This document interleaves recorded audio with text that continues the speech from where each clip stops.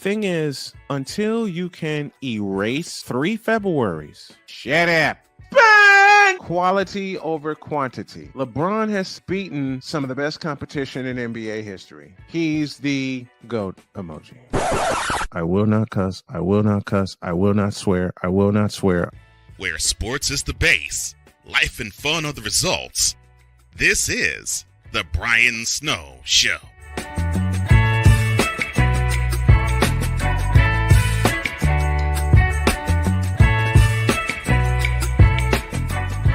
Well, good afternoon to one and all in the region, across the nation, around the world. We welcome you all to the Brian Snow Show. And I just got a piece of news that is going to make me scream in delight. I have yet to confirm this, but for those of you watching on YouTube, this is what I'm screaming about. Starting today, eligible creators will begin to apply to YPP earlier, that's YouTube partnerships, once they've met a threshold of 500 subscribers, 3 public uploads in the last 90 days, and either 3,000 watch hours in the past year or 3 million shorts views in the last 90 days. These new partners will unlock access to fan funding features like channel memberships, super chats, super stickers, super thanks, and ability to promote their own products with YouTube shopping. If all that is confirmed, and I'm trying to confirm this as soon as I can, but if all that is confirmed, then I should be getting something in my email soon about this. Incredible. My prayers just may be answered after all, but I still want to push and get more subscribers. Well, let me welcome a friend of mine for the first hour.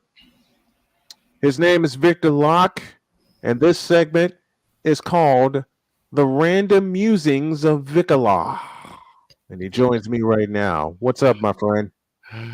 Good afternoon, Soul Man. Let me start off by saying, ladies and gentlemen, your winners and new NBA champions, the Denver Nuggets. Congratulations to the Denver Nuggets, and double congratulations to Nikola Jokic, because he basically said to the league and to Joel Embiid, you can go ahead and keep that regular season MVP. I'll take this Larry Bryan trophy and these matching rings. And the matching rings. And the matching rings. I love every single minute of it. It goes to show that the median darling, the person that everyone deems most popular, may not always be the best player or the best team. I go back to something that you guys talked about. I believe it was yesterday. Right. About media darlings, New York, Boston, the Cubs, the Cowboys. Yeah, all those fools. The Lakers, and how those especially this season with the Lakers. Yeah. And those teams getting way more shine, even after they failed. Yeah. They're getting more shine. I mean, the fact that the Cowboys are still being talked about after I don't need to go any further about what happened. No, you don't. But after their mess up, people are still following them about how great this season is going to be. And I'm thinking, with what? We don't have anything yet. Yeah. And you just see it over and over again, like Joel Embiid. Joel Embiid, decent player.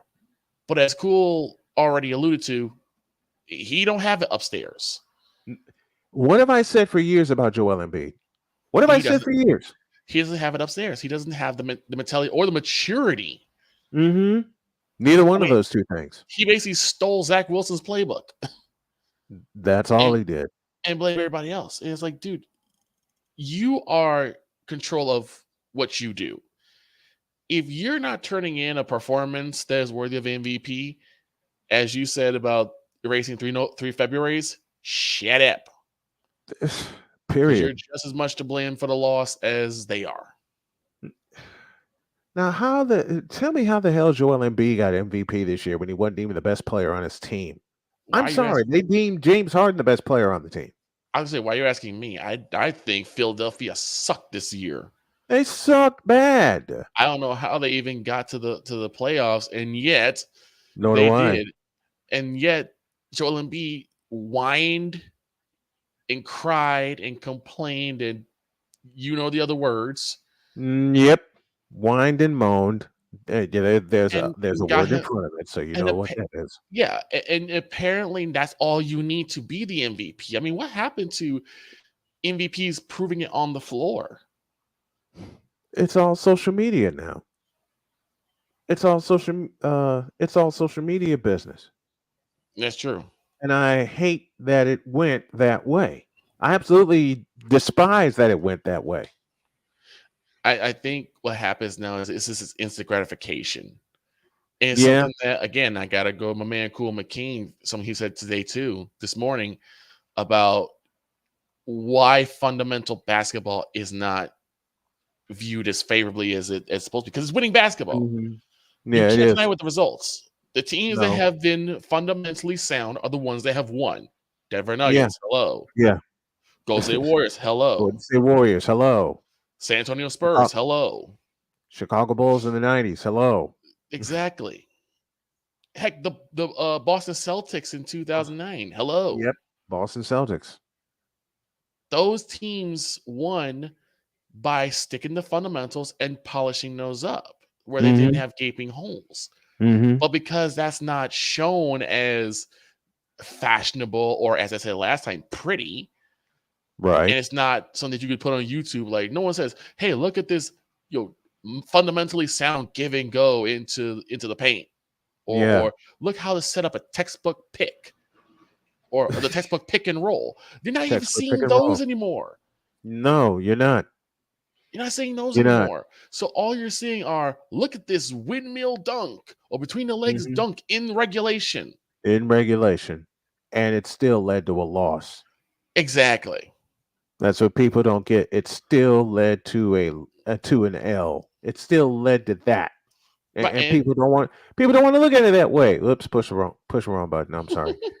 I get button happy. Dag nabbit. I get button happy when I get some new stuff. And I hate when that happens. I apologize, y'all. But it does go back to something that you and I have talked about in length off camera, and especially in person, is that fundamentals to many people is considered boring. You talk to a current NBA fan today, it's boring. What they want are fast break steals, fast break blocks, from behind, like Yo Kang did. Not Yo Kang, but you know what I mean. I know. And they say that's what basketball is. That's what basketball is. And my next 4 words are, who told this lie?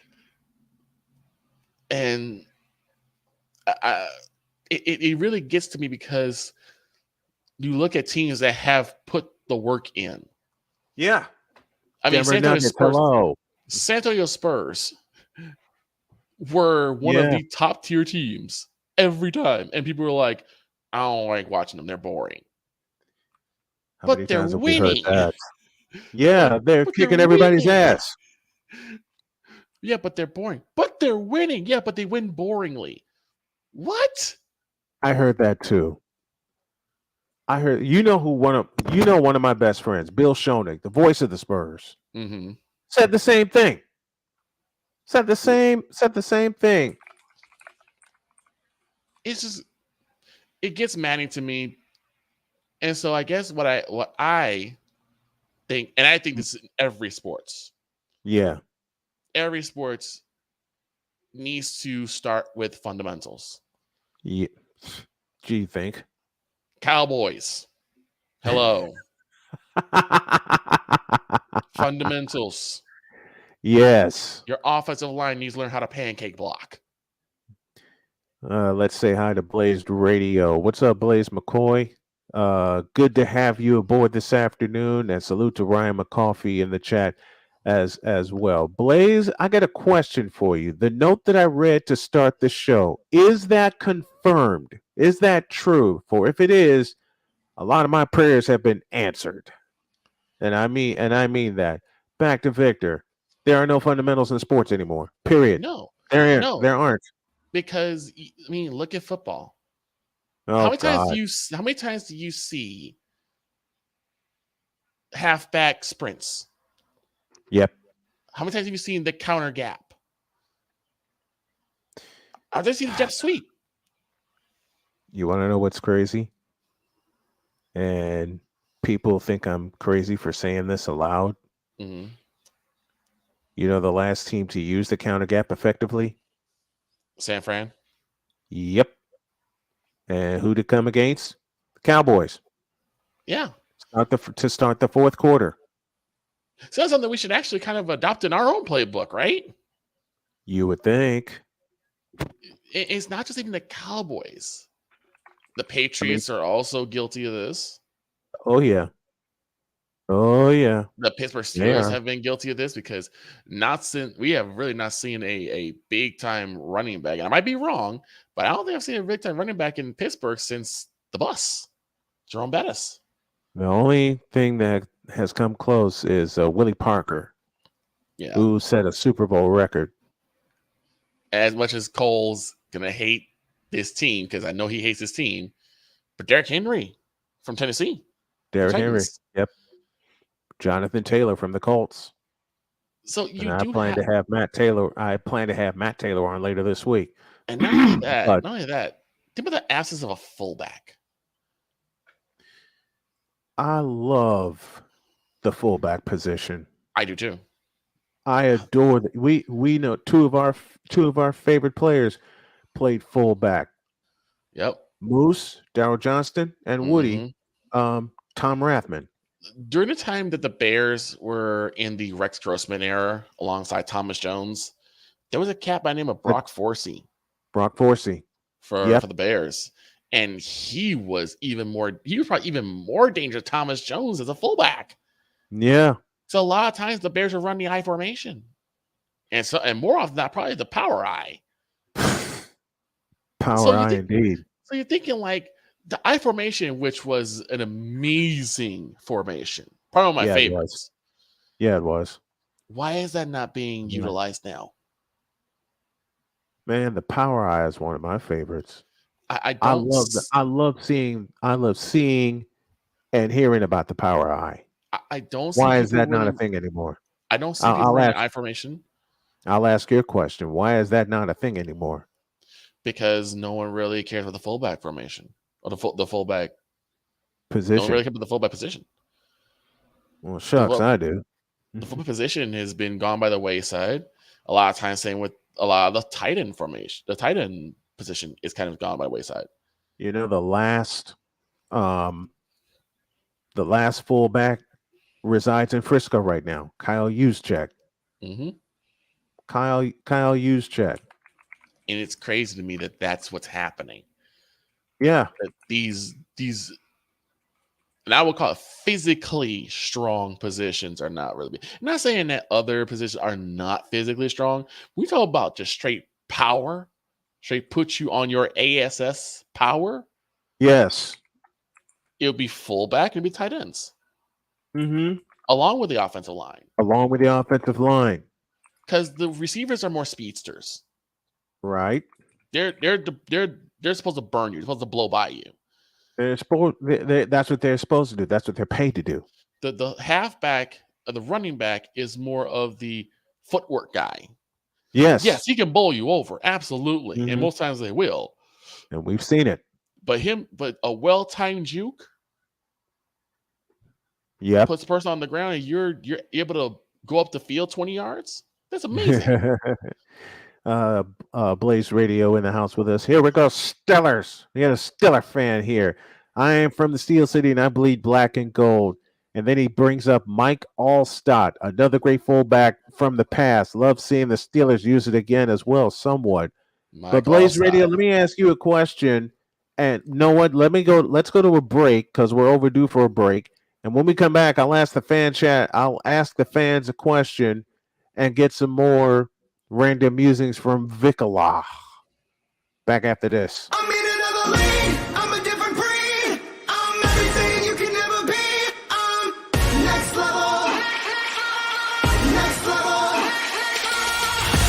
Thursday nights are wrestling night on CSTV. Tune in every Thursday night at 7 p.m. Pacific to see all the amazing Next Level Pro Wrestling stars on Thursday Night Throwdown on CSTVNow.com and the CSTV app on your Roku device.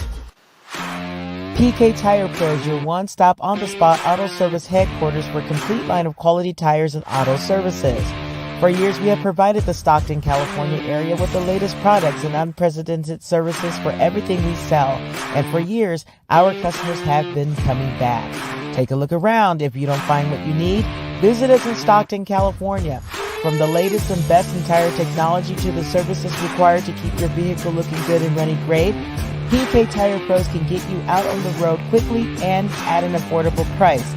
Stop by soon to see why so many people consider PK Tire Pros to be the one-stop shop for all of their tire needs. At PK Tire Pros, our friendly and knowledgeable staff, quick and dependable service professionals, and affordable prices all come together to make driving out on a new set of tires easy. On top of that, we never tire of tires. Stop by and see us, and you'll be glad you did.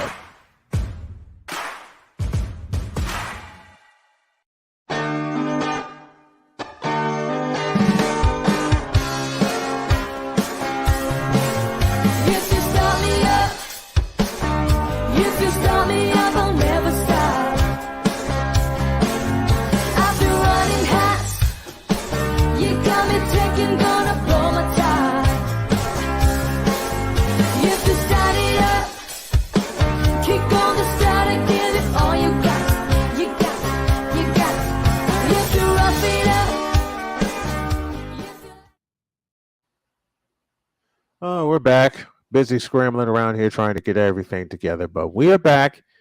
And Victor Locke joins me for his random musings. And we talked we talked football, we talked fundamentals, and okay. I'll go ahead and get this over with. Uh-oh. Why are you saying uh-oh already? Every time you pause like that, you're going to say something off the cuff. I already feel it. Me? Don't do that. What you mean? You sound like the way I talk to my children.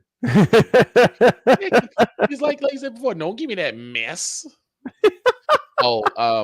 I didn't get a chance to do this, but yesterday I wanted to also give props to your pops because I appreciate it. One of my favorite little stories was I got a chance to pick you up for a Brother Rice game. Yes. And I had my trench coat on, I had my suit and tie because that was our MO. Yeah, well, it was. And I had shades on. And I walked in, and your dad looked at me. He said, "Oh, look, it's Joe Cool." Yes, he did. I thought that was the coolest thing in the world. I thought that was. This is before I came downstairs in my trench coat, right? In my shirt and tie. They were called the Blues Brothers. Yes, we were. Dad called us the Blues Brothers. He absolutely did. But I just wanted to get that to you. But what were you saying? Okay, there's two ways I want to go that cause me to pause. Okay. But the problem is with both situations, I'm afraid. Well, tell the truth, shame the devil. So we're already here now. Yeah, we're already here. We're already on. Thanks to CSTV for picking us up this afternoon. And Mike Hogan, the voice of the Grey Cup champion Toronto Argonauts, will join me during the second hour. Oh, boy. I'm a little concerned because you're usually not this scared to touch a topic. Normally, I'm not. Well, but there's a couple that give me pause. Yeah. All right. Here it comes. Why is it that when a team like the Denver Nuggets win the title dominantly, you know who seems to be the center of conversation yet again? Because he's the media darling. That's why. I'll tell you. It's an easy answer. That's an easy question to answer. Yes, it is. I thought you were going to ask, why is it that when a team like the Denver Nuggets wins so dominantly, they're not given proper due or respect? And it's just what I said before. Same question. Same question. What I said in the morning show was, it's to people who did not watch, or people who have their own fan bases, it's a fluke. The Denver Nuggets were not supposed to be there. Oh no! Oh no! Ryan, we're trying not to talk about him, but given the fact that it's the Denver Nuggets we're celebrating, and we are celebrating them, I have to bring up this go little for story it real quick. When we used to do sports section, I told Snowman I had an idea for a really good topic, and he's like, "Oh boy." It's around the time that the Winter Olympics was coming around, and one of the sports that was really big in the Winter Olympics was a sport called curling. Yes. And Ryan looked at me and he said, What in the hell is what in the curling?" Vita blue hell is curling? So I explained it as best I could, which was like a mixture of shuffleboard and mopping. Which had me falling out of my chair.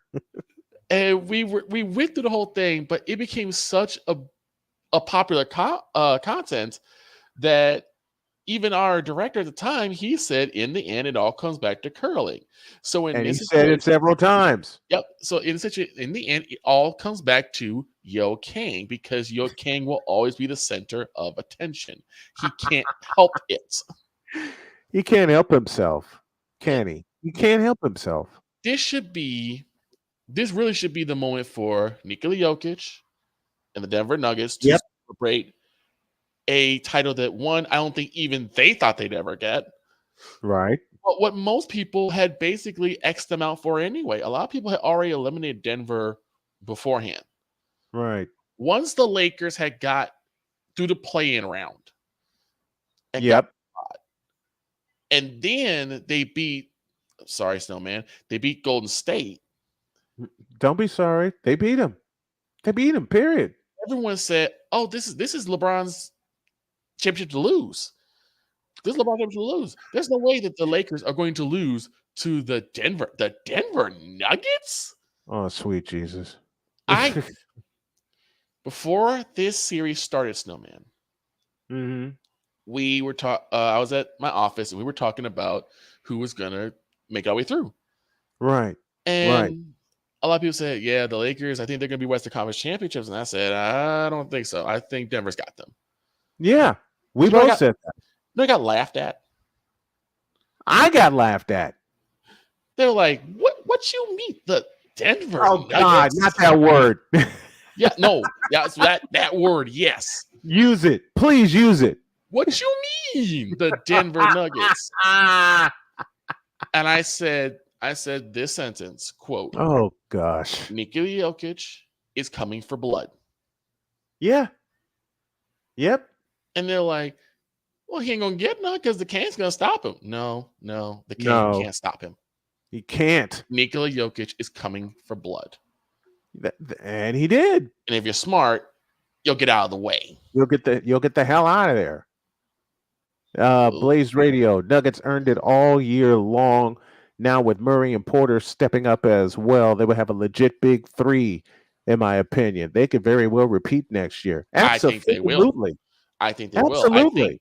I think right now, unless Golden State really gets their act together, and I'm looking strictly at you, Draymond. I'm looking at the organization as a whole. I'm looking at Draymond. Yeah. I'm looking at Draymond Green to keep his act together. Yes. Because at the tail end of the scene, it seemed like they were keeping their act together. But as they explained themselves, that offseason incident with the punch to Jordan Poole ruined them. And that's the other person I was going to talk about. Jordan, as I call him, Jordan Kiddie Poole. Shut up. No lie to be found, but Jordan Kiddie Poole. You know, the one that you barely can fill up halfway before it overflows?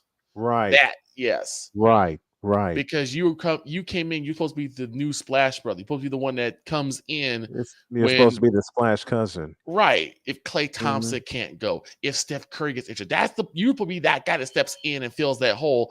And yet, where were you? He came up very short. Where were you? Yeah. So if Golden State can get that together, they can be a contender. But Mm-hmm. I'm thinking that one of the only ones that can stand in Denver's way of repeating is Sacramento. No argument here.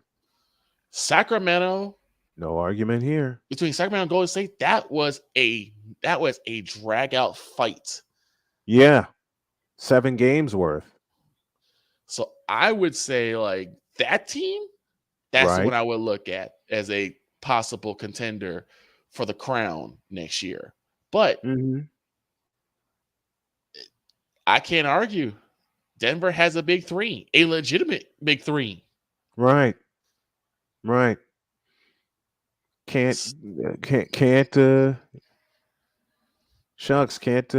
deny that. Sacramento's legitimate. I got to Period. point out Mr. McCoffey. By the way, when I guest host next week, it will be a Kang-free zone. zone. I expect it to be. I absolutely expect it to be. Like, nah, if I have to say about, because I will make it personally to just keep talking about Yo King until I get Espresso McCoffee to come out. Oh my God. You get Espresso McCoffee to come out, that's gonna be a problem. Yeah. That's gonna be a huge problem. But to your question though, it's weird to me that this is how media is. But this is how media is. I mean, you have, and we've talked about this, a top tier baseball team in North Carolina, Wake Forest, and they have gotten no love whatsoever besides you and Jay Spivey. They play the 2 p.m. game on Saturday. What you told me on they don't get the feature. They don't even get the freaking feature game. What you said on Monday, 9 home runs, 20 9 runs in total. That's a basketball score. Look, yeah. The only time that you ever see 10 plus runs is usually like if it's a game that goes extra innings. Yeah, that's the only time you see it. But they had 10 before the 5th inning. That's ridiculous. Yeah, and I watched that game, and I listened to my buddy Stan Cotton call the game. Everybody should be watching that. Everybody should be paying attention to Wake Forest, especially if you're a fan of baseball. Why is that not being pushed? Florida and LSU. That's why. Florida and LSU. But they're trash. I'm getting most of it. But they trash. This is what I mean. It's like, look, I'm not arguing. Okay, I'm not arguing. I'm not arguing at all. But you know how who's broadcasting the tournament? Who's broadcasting the College World Series? I'm guessing it's ESPN. Therein lies the answer to the rest of your questions. So it's the mouse. Yep. And I agree. They're making Florida and LSU to be bigger than what they are. Yeah. They're making Florida and LSU bigger than what they are. And Wake Forest is the number one team in the country. The number one team in the country. The number one team in the country. The number one team in the country had put up 20 runs. Yep. 20. Yep. And nothing? Nothing. And I agree with, again, Mr. McCoffey coming in with the heat. Mainstream media is all filler and no substance. Or as JR would say, all sizzle but no steak. I don't see a steak with mainstream media. But that's the problem, is that the media darlings Yep. are always the ones that get the forefront, and everyone else gets scraps, and barely even that. Mm-hmm. I mean, the fact that Jay Spivey had, when I got a chance to talk with him that one time, when they said someone was talking about the NBA, I'm like, the NBA, the Hornets are terrible. The Hornets are god awful. Why would anyone be talking about the Hornets when you have the number one baseball team, number one college baseball team in the country, basically in your backyard? Yep. I would do anything in my power to get away from NBA, and I would talk about that.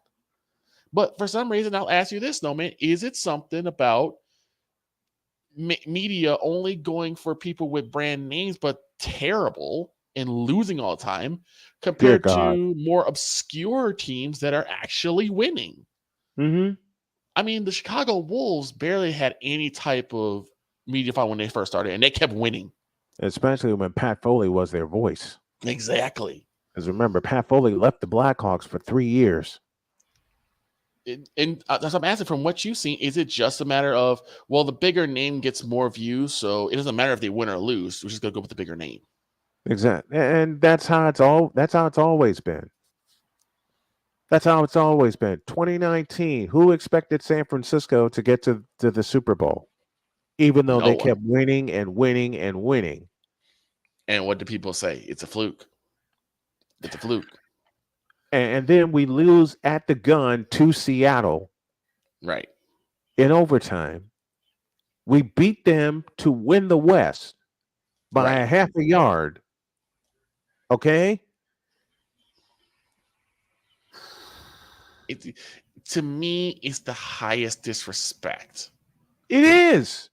It's the highest level of disrespect, because you got teams, that's because they don't have that backing, or they don't have that luster, like a Chicago Cubs. Hello. Oh dear God.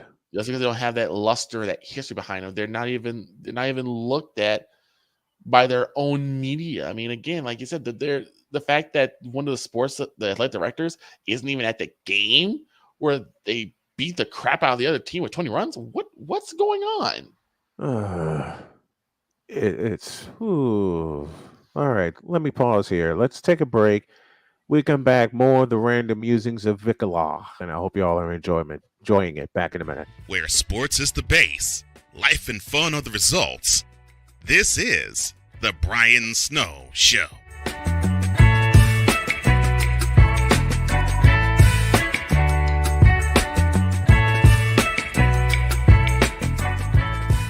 We're not a cooking show. We're a show about cooking. We turn the camera around and point it at you. Our show takes place right inside your kitchen.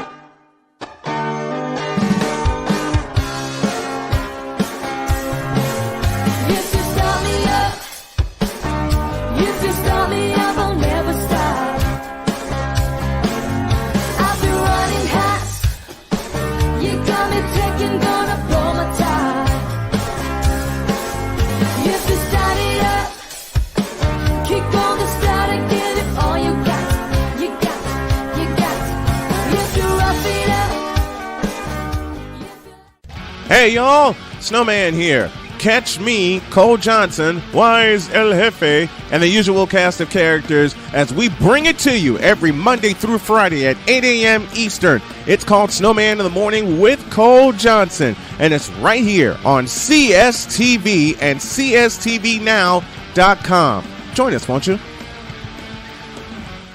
I'm in another lane, I'm a different breed, I'm everything you can never be, I'm next level, next level. Thursday nights are wrestling night on CSTV. Tune in every Thursday night at 7 p.m. Pacific to see all the amazing Next Level Pro Wrestling stars on Thursday Night Throwdown on CSTVnow.com and the CSTV app on your Roku device.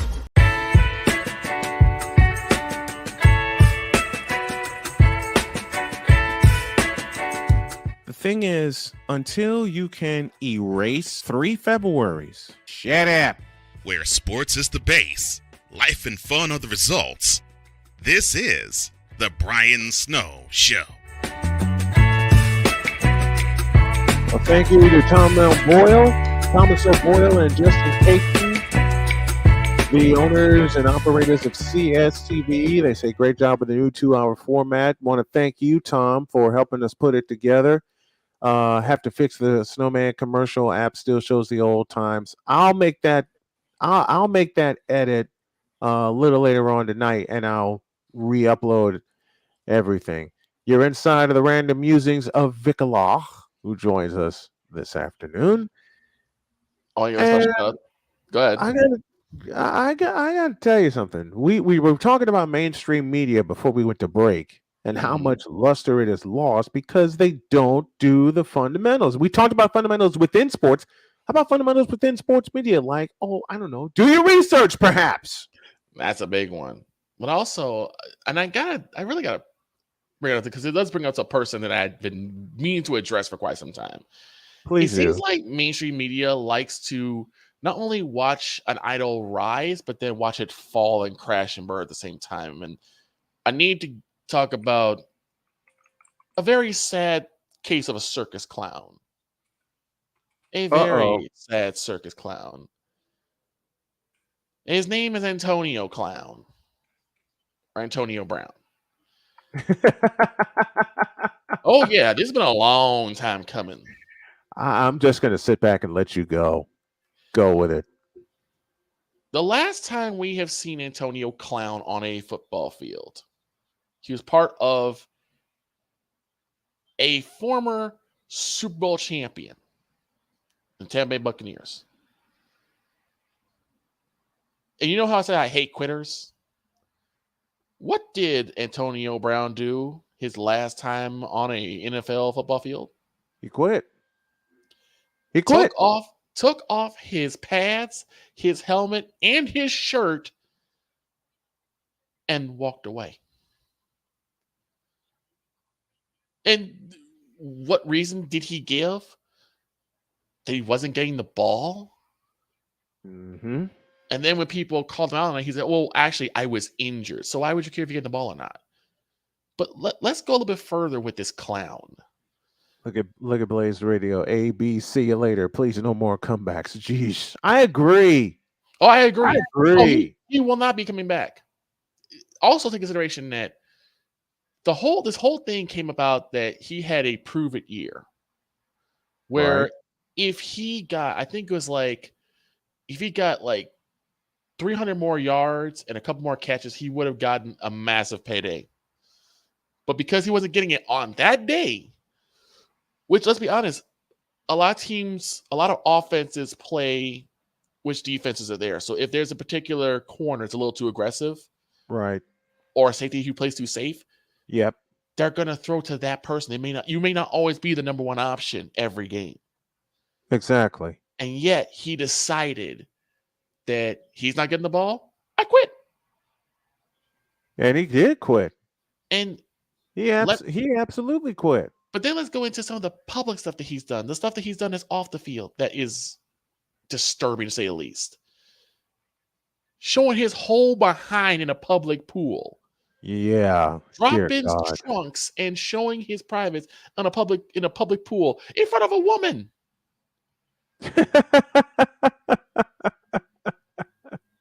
His issue with his I guess ex-wife throwing some gummy phallic symbols at his ex-wife. Sir, you are a father of 5. Would you want someone to do that to your daughter? Oh gosh. Now you're the owner of a team that is sinking to the point, and he caused it to sink, where you think about you gonna put the pads on and won't go for one more round. Right. They don't need you to be a circus show. They need you to be an owner. And this is not me roasting Antonio. This is actually something that we talked about, holding other men accountable.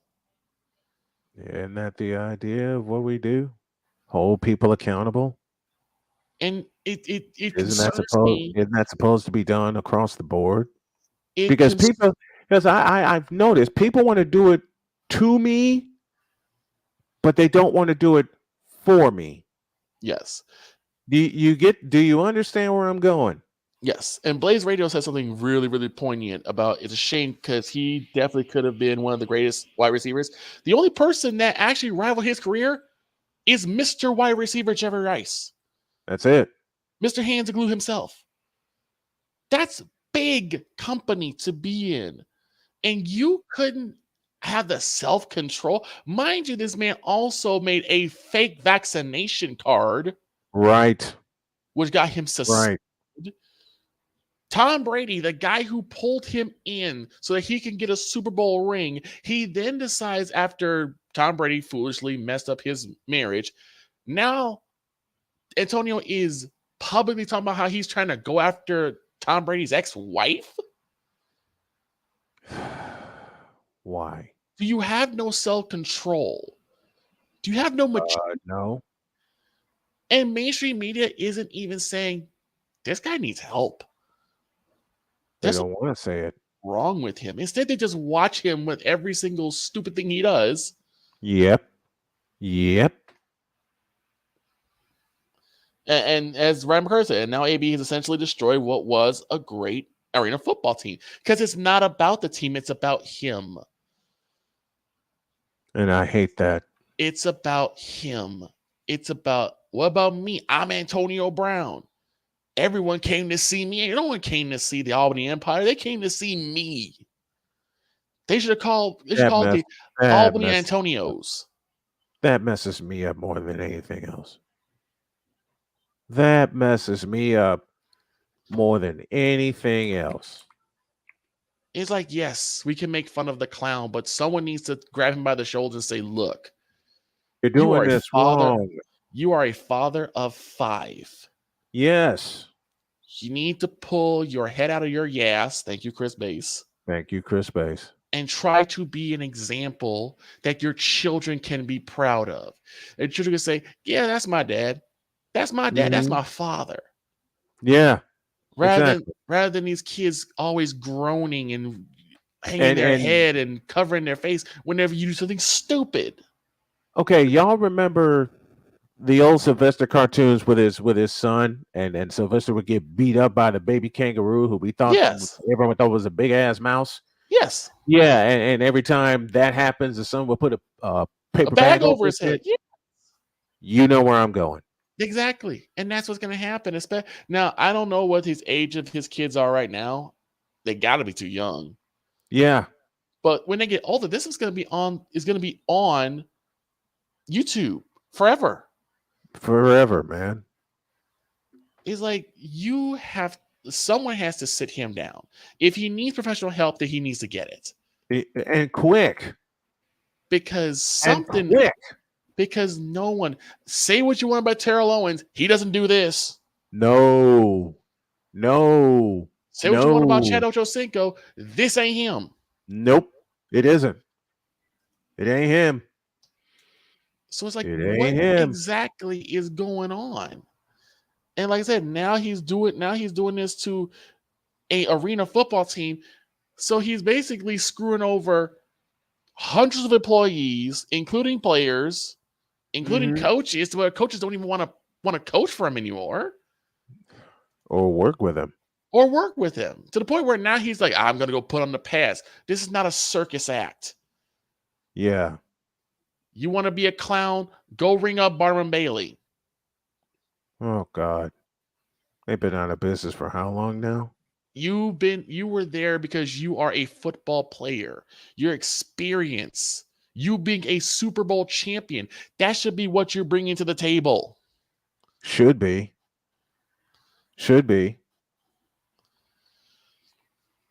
It's so maddening, and like I said before, no one is really in his ear. There's some dude is always hyping him up on Twitter or whatever for his trash music. Yeah. Rather than someone saying you need to be in the gym. Mm-hmm. You need to be in the film room. You need to be looking at that playbook. You need to be in a mental doctor's office getting your head screwed on straight. And if that's the case, yes, you have to get your head screwed on straight. You got to talk to someone, lay on the couch. That's what you have to do. Exactly. But it is ridiculous that you are not known as Antonio Brown, a NFL great, a top 10 wide receiver. You're not known as Antonio Brown. You're known as Antonio Clown. The one who walked off, who basically trotted off the field in the middle of a game. In the middle of a game. With a drive going. With a drive going. With a drive going. You're known That's as the the sad man. part. With a drive going. You're the one known for throwing gummy weenies at your ex-wife due to some dispute. Sad to say, living in Michigan City, I've seen behavior like that. And yet you want to sit there and say, I don't have an ego. I don't have an ego. Then what is going on in Albany?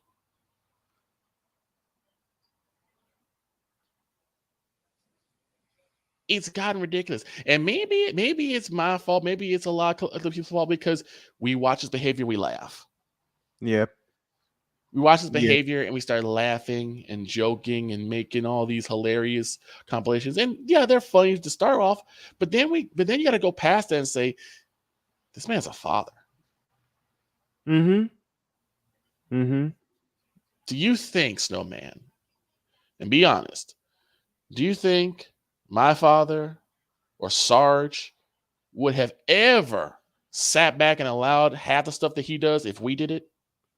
Hell no. Hell no. It's insane. It's insane what he's doing. You know what my dad would have done to me even as an adult? Man, we would have learned. We learned the old. Wait a minute. Even as an adult, do you know what my late father would have done to my ass? He would have came back from the grave and still beat your behind if you had done anything like in this. a heartbeat. Lucifer would have returned in full force. I'd be feeling whelps on my ass from the grave.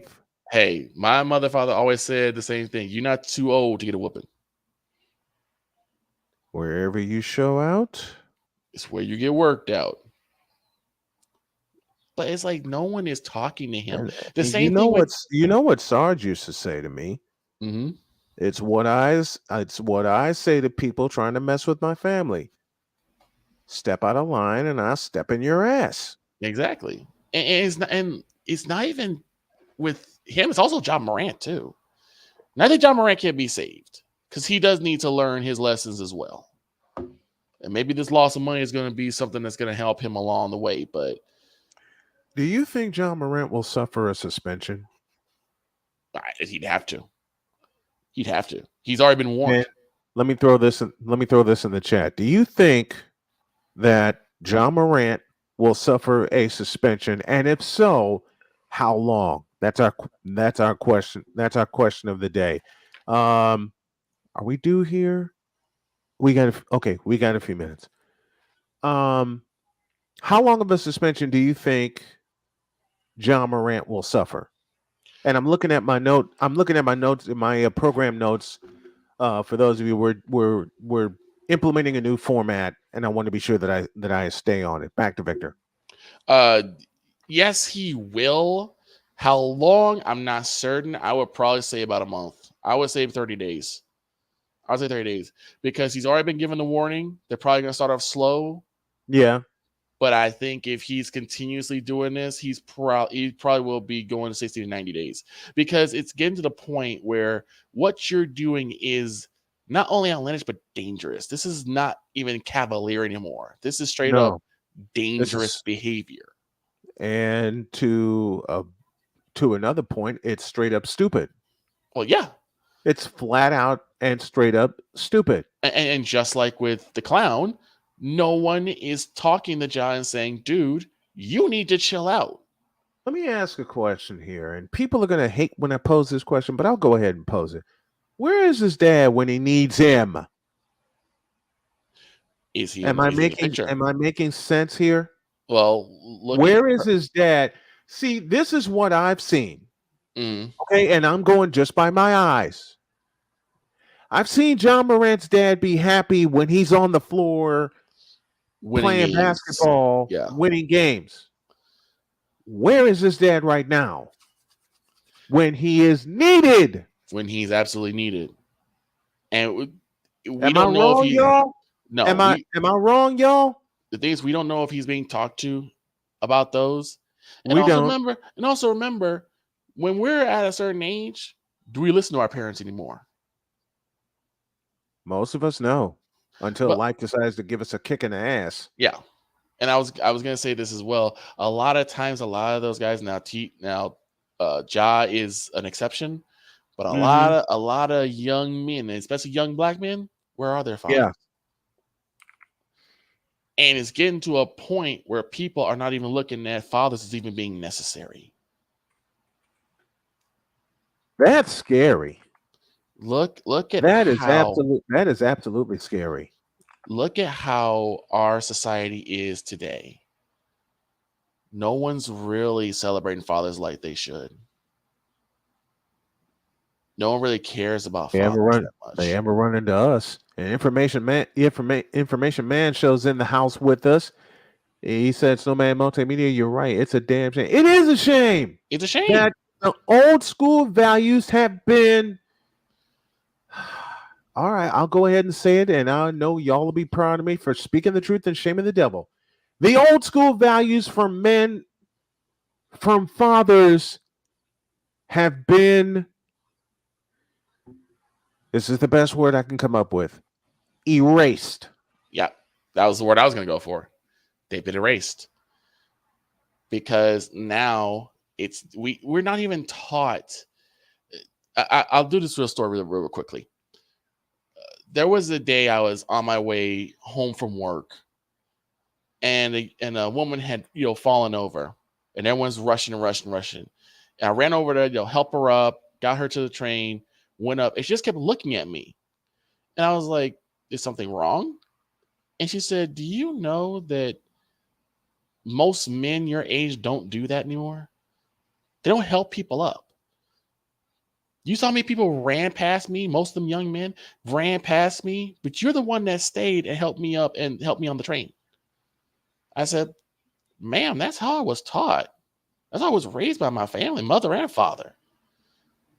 Chivalry, good manners, politeness.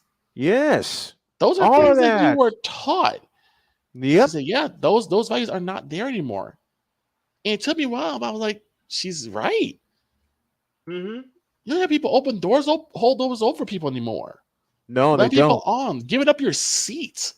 When you're on a crowded bus and someone's, there's a do all pregnant of- woman next to you, they don't even give up their seat. I do all of that. And you I do sit- all. I do all of that.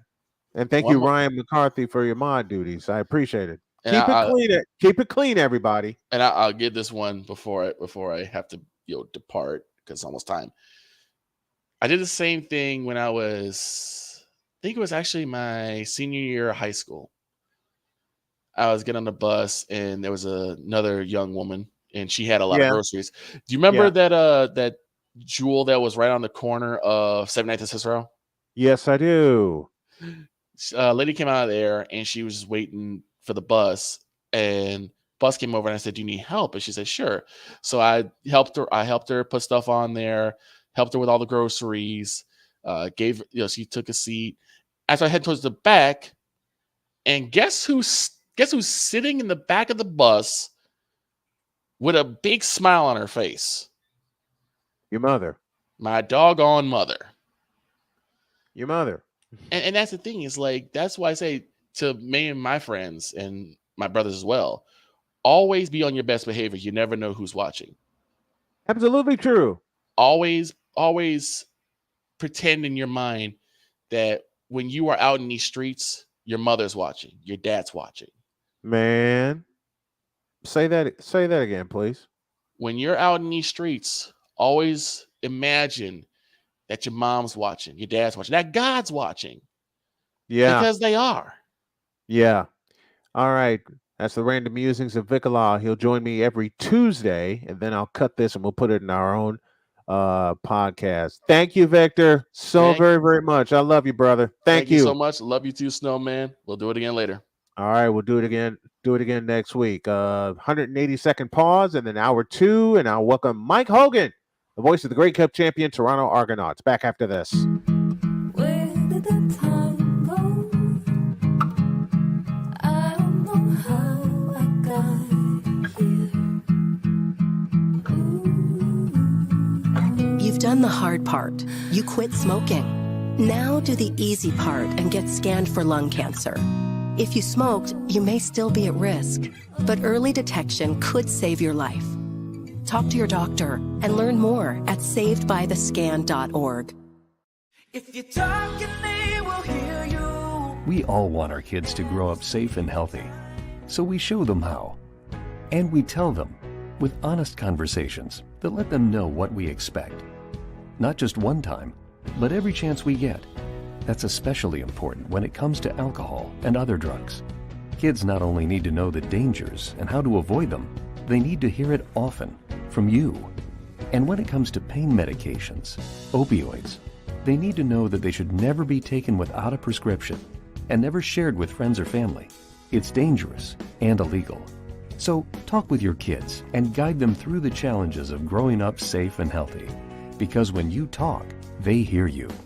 For more information about talking with your kids about underage use of alcohol and other drugs, visit underagedrinking.samhsa.gov. So talk, they hear you.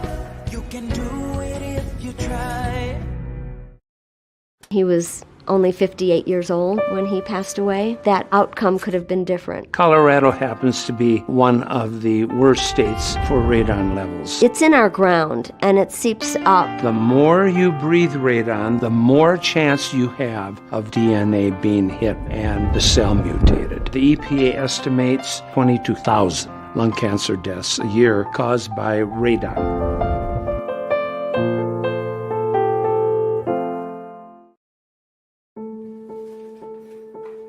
We all make choices. When it comes to alcohol, kids make choices whether to drink or not. Bye, Dad. Bye-bye. Remember, I'm going to Alex's party tonight and sleeping over. Have fun. Hey, have a seat for a second. Remind me about that party again? Alex is just... And adults make choices whether to talk about it. That's true of parents and every other trusted adult in a kid's life. Kids want to know our expectations when it comes to alcohol and other drugs. They want guidance and honest answers to their questions. And it makes a difference when the message is consistent and part of everyday conversations. So talk with your kids and help lead them on a positive path. Because when you talk, they hear you. For more information about talking with your kids about underage use of alcohol and other drugs, visit underagedrinking.samhsa.gov.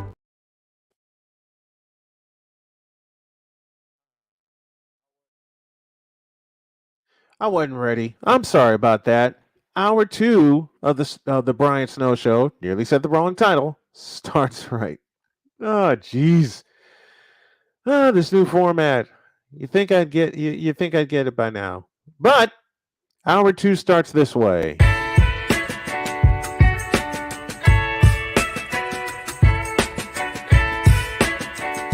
The thing is, until you can erase 3 Februaries, shut up. Where sports is the base, life and fun are the results. This is the Brian Snow Show.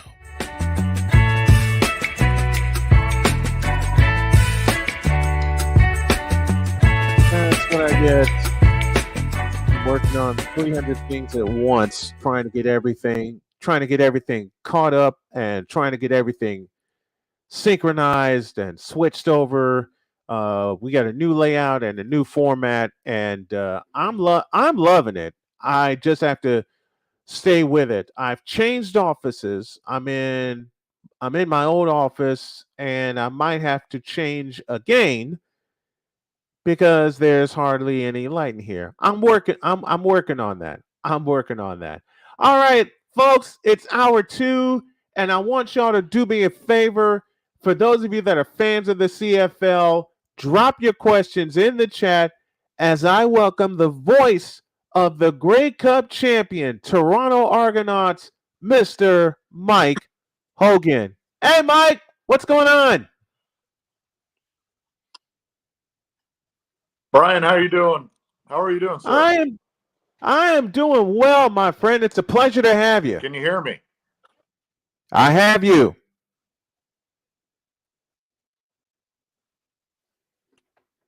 Mike, you with me? It's all mine. Thank you for.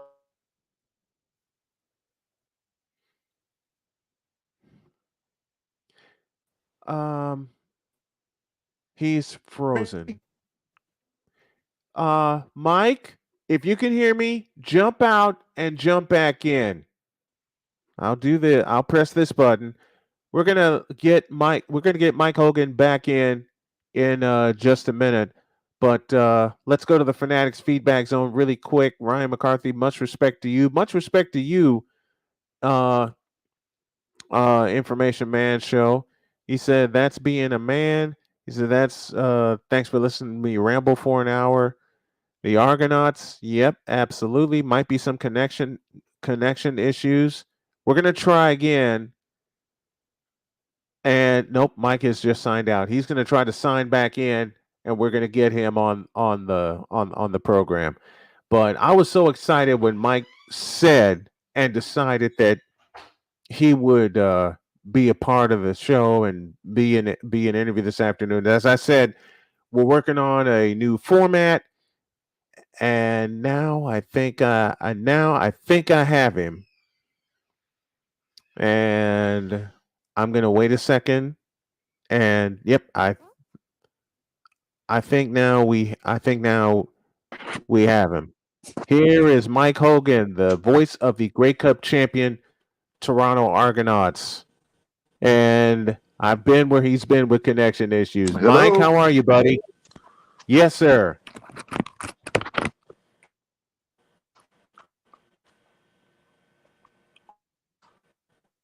I think we got you. Mike, can you hear me?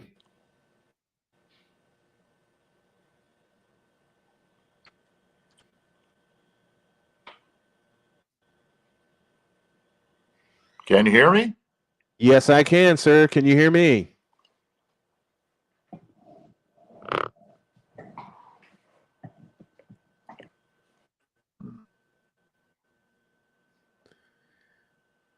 Oh man, I can't hear you. Oh, yeah, I Are got you you, there? Mike. I'm right here. there we go. And of course, my dog starts barking as soon as we get the technical glitches down. How are you, Mike? A pleasure to talk to you today. I don't know what happened off the top, but we got here eventually. I'm doing fine. Thank you. Oh man, it's a pleasure to have you. Mike Hogan, the voice of the Grey Cup champion Toronto Argonauts. How does it feel to say Toronto Argonauts Grey Cup champions after the wonderful game they played against Winnipeg in Saskatchewan last November? How does it feel to be a part of the Grey Cup champs?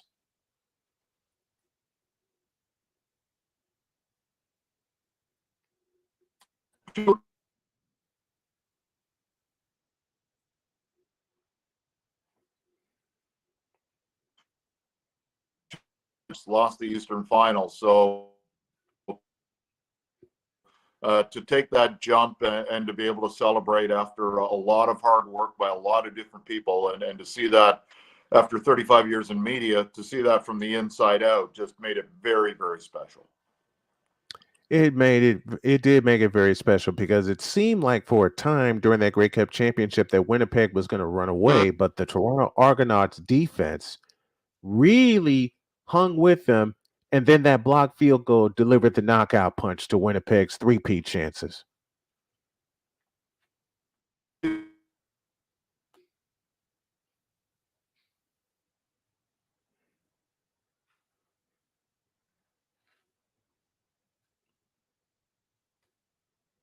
Oh, doggone it. I think he froze again. He did. Ah, doggone it. I hate when this happens.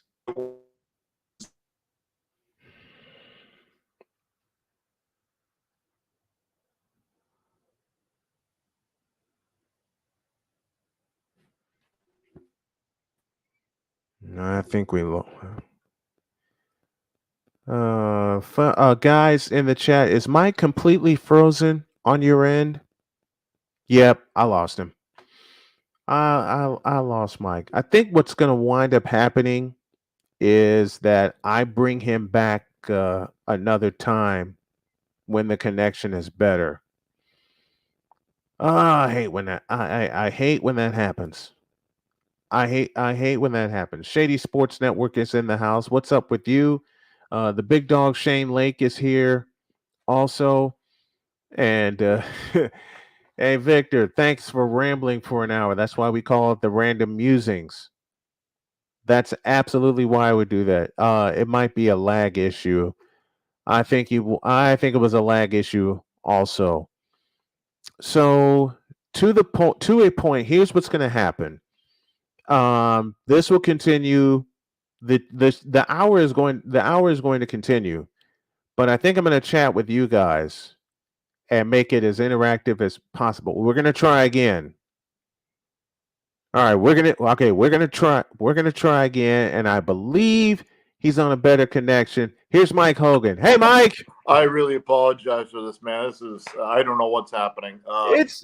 It's tech. It's the 21st century, and it's technology. You don't have to explain to me twice. We just had our Wi-Fi and everything rejigged on the weekend, so I don't know if the new router has something to do with this, but right. I'll try it one more time. This is supposed to be improved service, not reduced. Look, if anybody gets it, you're talking to them. I've been at it 27 years, going on year 28 myself. Yeah. And the technology is supposed to get better each year, and sometimes it still falls down. It's just like we do. Yeah. Nobody or nothing is perfect. Yeah, absolutely. Mike Hogan, the voice of the Grey Cup champion, Toronto Argonauts, joining me. We'll take this from the top. How does it feel to be part of the Grey Cup champs? Okay, I'll try it again. Yes. It feels pretty good. My first 2 years, I've been doing play-by-play for the Argos for the most part since 2000.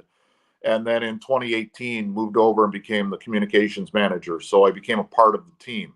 The first 2 years there were 4-14, 4-14, and then COVID. So the first 3 years were pretty bad. Eastern final appearance, lost in the Eastern final. Year before, didn't get to the Grey Cup.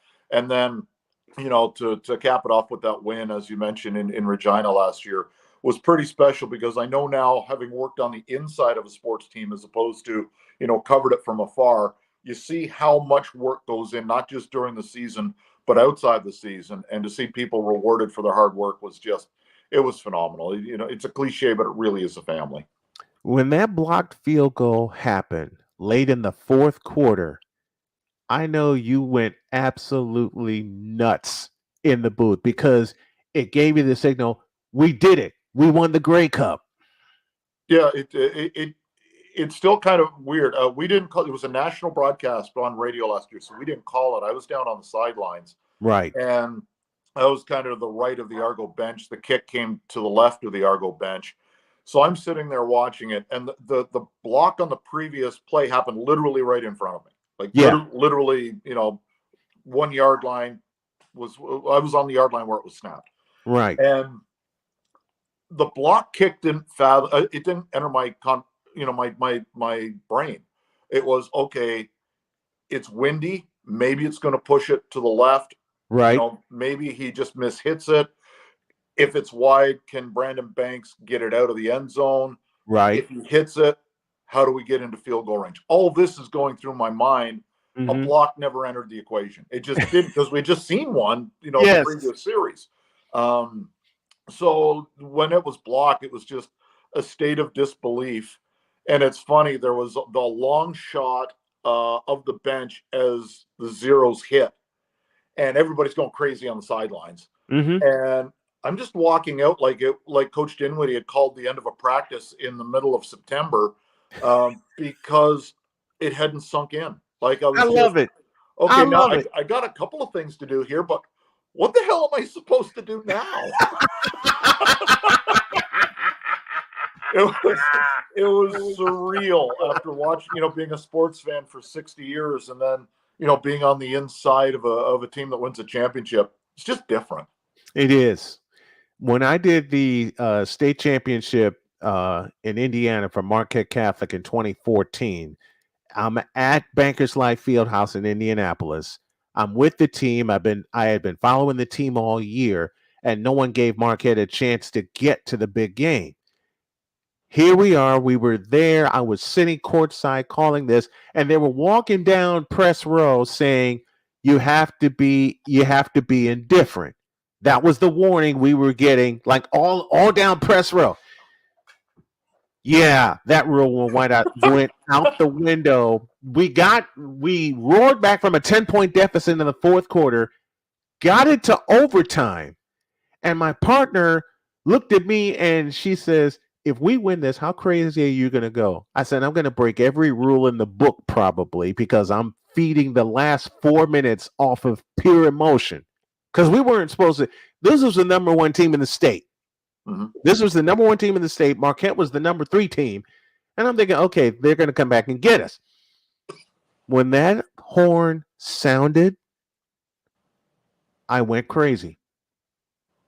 And I knew when the steal happened that got us the clinching basket that put us up 4, I lost it. I went nuts. I had my fists in the air like this, and I was cheering the kids on so much. And the guy who warned me said, you have to calm down. You have to calm down. And after the game, after I did my post-game interviews and I wrapped up, I felt so bad. I went back into his office and I'm crying because I broke a rule. And he came up, he gave me a hug, and he starts laughing. And he says, I get it. We just tell people that because we want to present a united front, but this was your team. I get it now. I get it. I didn't realize you had followed them all year. So we both shared a laugh in the back office. But there are 2 different style of broadcasts. There's one if you're doing it for a neutral audience. There's one if you're doing it for a home audience. Yes. Think about the famous Bobby Thompson home run yes. for the New York Giants. Right. I don't know who did the national broadcast that day, but it has been long forgotten. Yeah, it was. Because it would have been straight down the middle and a big, Bobby Thompson hits a home run as opposed to Russ Hodges. The Giants win the pennant. The Giants win the pennant. Yes. And the people who were watching that game, especially, the home radio audience is special. They're there because the broadcaster's like an old friend. Right. And 95% of the people who are listening to a home broadcast, probably more than 95%, are listening because they're a fan of that team, whether it be a high school game in Indiana, a CFL game, or the New York Giants with Russ Hodges in the 50s. Yes. They want that connection. So I think there's a limit on how over the top you can go, but you always have to remember your audience, and you're calling it from the perspective of an Argo fan. They want to know it. When you're telling stories between plays, you're talking about the game, in my case, from an Argo perspective, in your case, from a Marquette perspective, right? Because that's what the radio audience is tuning in for. If they want to see something unbiased, they're just going to watch the game on TV. Yeah. And you're in the local market for the most part, although certainly the age of the internet has changed that. Yes, it has. But it's a different broadcast. So if I was calling an Argo game on TSN for a national television audience, it would be completely different than the call I would have for a home radio audience. Completely different. It would be completely different. Rod Smith did the call for TSN. And I'm from Chicago. I'm a big time White Sox fan. And when we won it all in 2005, John Rooney sounded like this. A ground ball past Jenks up the middle of the infield. Uribe has it. He throws out. A White Sox winner and a world championship. The White Sox have won the World Series and they're mobbing each other on the field. When he said White Sox and world championship in the same sentence, both my dad and I started crying. Sure. Because we shared that love for the White Sox since he took me to my first game in 82. And I learned the game. Watching the White Sox and watching my dad and watching my granddad, 3 generations of Southsiders, we learned the game, watched the game, and lived and breathed White Sox just like you do with the Argonauts. And when we heard that call from John Rooney and Ed Farmer, Dad came into my room. We shared a hug, and both of us were crying. It's because we finally saw our team do it. The team of my youth in any sport was Montreal Expos. I I grew love up it. halfway between Toronto and Montreal. The Yeah. 2.5 hour drive in each direction. I was a baseball guy first and foremost as a kid. And when Tim, it was the same thing with you and your dad. It was me and my dad. My dad liked one sport. It was baseball. That was it. Yep. Football, he wouldn't know an upright from an ambulance, right? Like Right. It doesn't make any sense to him. But we had the Expos, and my dad had passed when Tim Raines got into the Hall of Fame. I bawled like a kid. It was because that was, you remember him with the White Sox as well. Yes. To me, and I've been watching. My first favorite player was Hank Aaron. I've been watching since I was a little guy. Yeah. My two favorite, not two favorite. To me, the two most exciting baseball players in my lifetime, with apologies to Ricky Henderson, are Tim Raines and Barry Bonds. When those guys were at the dish or on base, you couldn't. Okay, I'm not going anywhere because something's going to happen. And for Raines, that was my dad as well was kind of, my God, when Raines came up as a rookie, he had come up from Denver. That was a AAA affiliate for the Expos at the time. And I think 3 times in 1 year, he stole second, third, and home.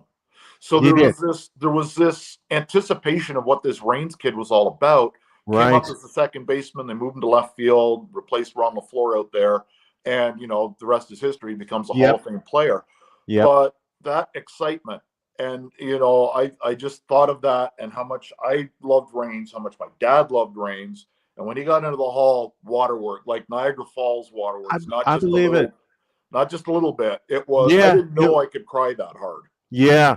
Yeah, I totally understand. A quick break, and when we come back, more with Mike Hogan, the voice of the Toronto Argonauts, when y'all get back. Where sports is the base, life and fun are the results. This is the Brian Snow Show.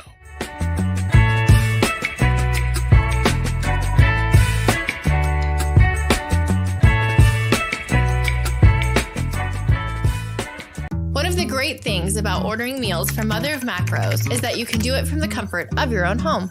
Click the national or local delivery link to access the menu, and we'll ship the meals right to your door. We understand you won't always have time to plan, shop, prepare, and cook to provide healthy nutrition for your family, so the process is simple and saves you hours. We know you're busy, so our meals are professionally prepared and packaged. You only need to heat them up and enjoy. We provide macro-balanced, delicious meals, chock full of fresh, local ingredients with none of the stuff you don't want to eat. Plus, our menu changes every week, keeping your taste buds wanting more. We take care of your meals so you can worry about everything else on your list. Mother of Macros.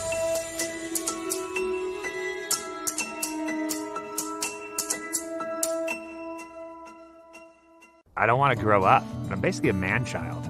2005 Burning Man.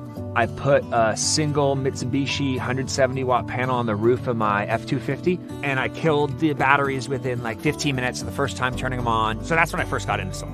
I was blown away by the customer service at Battleborn. We want them to be happy with our product because in the long run, they're the ones who are out there using it. When you used to buy something American, like a car, something you knew was built really well, that's what I think of with Battleborn. Hey, y'all, Snowman here. Catch me where sports is the base, life and fun are the results. This is the Brian Snow Show.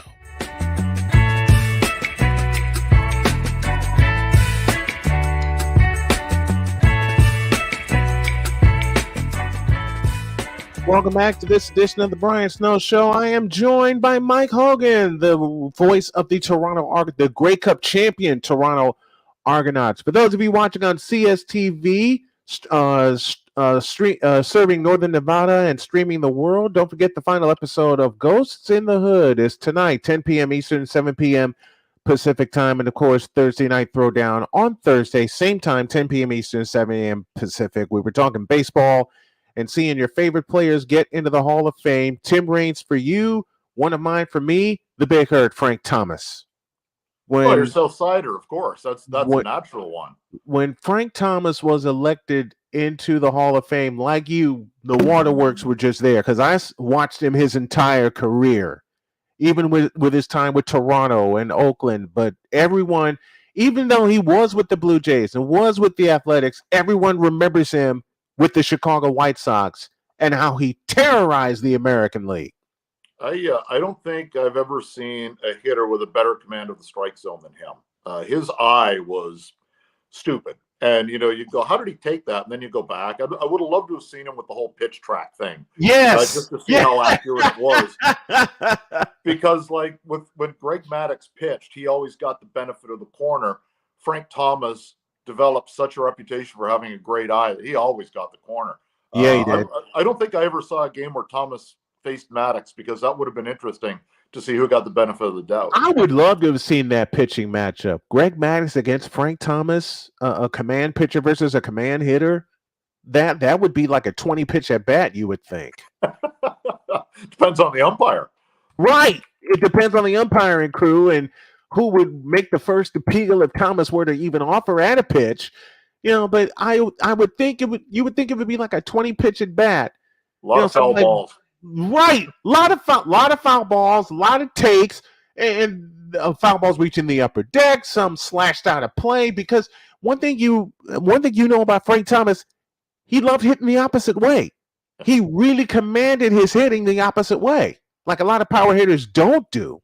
One of my great memories of watching live baseball was happened to be in New York. We went to a game at Shea Stadium, and Maddux was pitching against the Mets. Mm-hmm. And we were sitting a little bit down the left field line. And I found it fascinating to try and judge his arm speed with the pitch speed. Right. And, you could not tell from the naked eye, what was a fastball and what was a breaking ball leaving his arm. Maybe a curveball, but his changeup was exactly the same arm speed. I know the best guys do that. Johan Santana may have been the best at it, but Maddux was just a treat to watch. He was. He was. I loved watching Greg Maddux pitch against the best and outsmart them.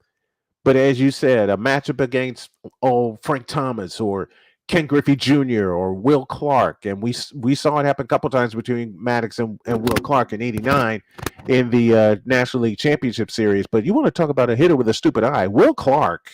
Yeah, where's the respect for him? But I think that's because he was apparently one of the most unlikable guys in baseball. Where Frank Thomas people liked, where Maddux people liked. And Maddux didn't look like a pro baseball player, which kind of added to his mystique as well. But you know what I mean?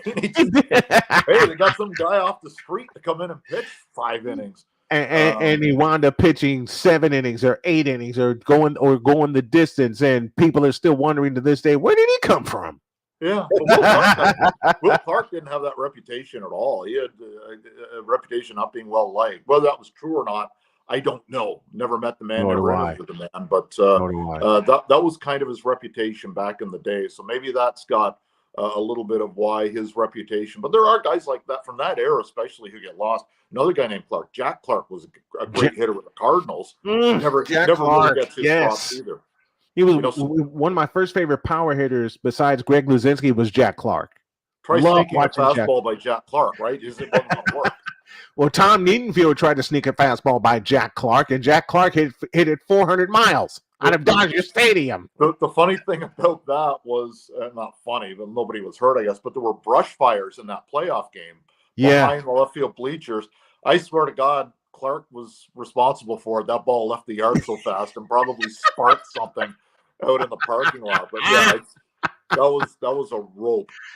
I mean, and the bad part is it was Game 6, Dodgers and Cardinals at Dodger Stadium, and Vince Scully caught Tommy Lasorda muttering, "Should I walk this guy and pitch to that blank Andy Van Slyke?"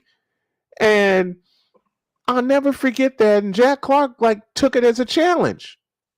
Didn't it seem like when Vince Scully was painting the picture on NBC that Jack Clark took that as a challenge? Oh, you don't want to pitch to me, eh? All right. I know we're going to lose some of our audience here, but when you think Tom Niedenfuhr, you don't think off speed. No. When you think Jack Clark, you think pure fastball hitter. Yes. Why would he's just going to sit and wait for something in the area that he wanted it, and Yeah, he he got it. is. So it's that I didn't think that was much. There wasn't much rocket surgery involved on that one. That was Right. Tommy made a mistake.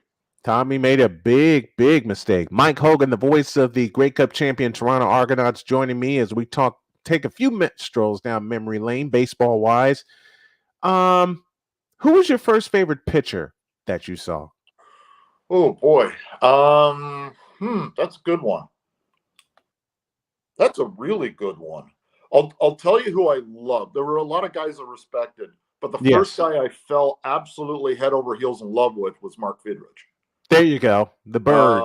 I kind of like those characters. I like, Bill Lee, and I became, regulars when I had a radio show. Right. Bill would come on the show quite often. Fidrich came on every once in a while. I loved Al Roboski.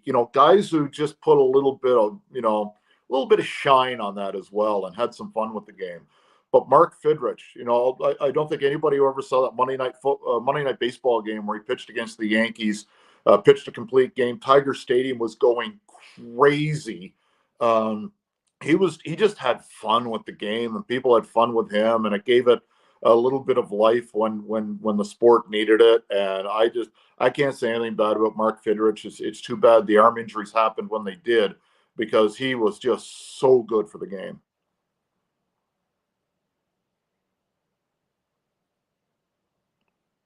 Oh, did we lose it again?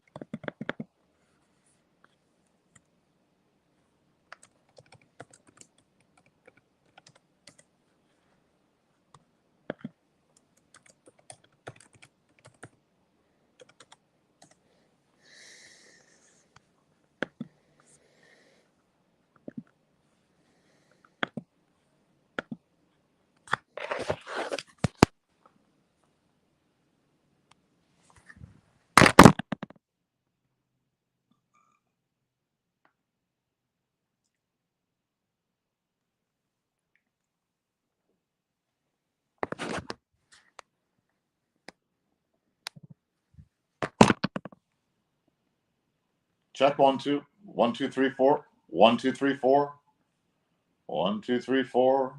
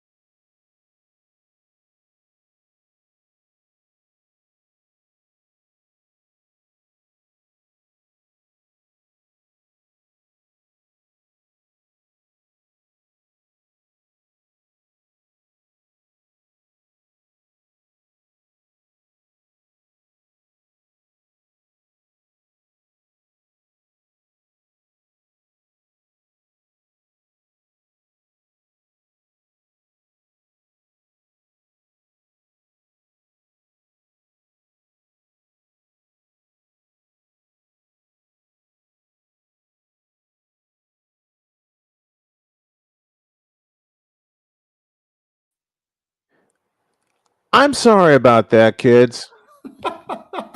See, Ay, ay, ay. Can you hear me? Yes, I can hear you. Can you Okay, hear we're back. I got off my my phone and I put it on the computer this time, so hopefully this is I don't more. know what happened. My internet crashed Ah, gotcha. and had to do the full reset thing. No, turn it off for 10. And I'm wired in. That's the bad part. I'm wired in, and somehow it crashed, but we're back. Sorry for the long pause. I'm going to take a pause here and sneak a break in. We'll come back in 2 minutes and we'll resume more with Mike Hogan, the voice of the Toronto Argonauts. Thank you all for being patient. Thank you, Mike, for being patient. Back in a few seconds. Where sports is the base, life and fun are the results. This is the Brian Snow Show.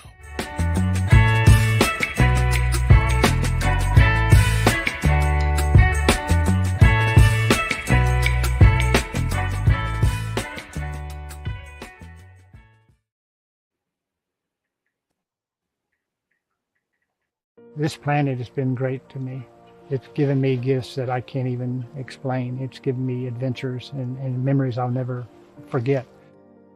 And Battleborn, I think, has given me the opportunity to go beyond and give something back. How can I be a better custodian to this planet and the place I live? That's where I am with Battleborn. Let's make the planet a better place.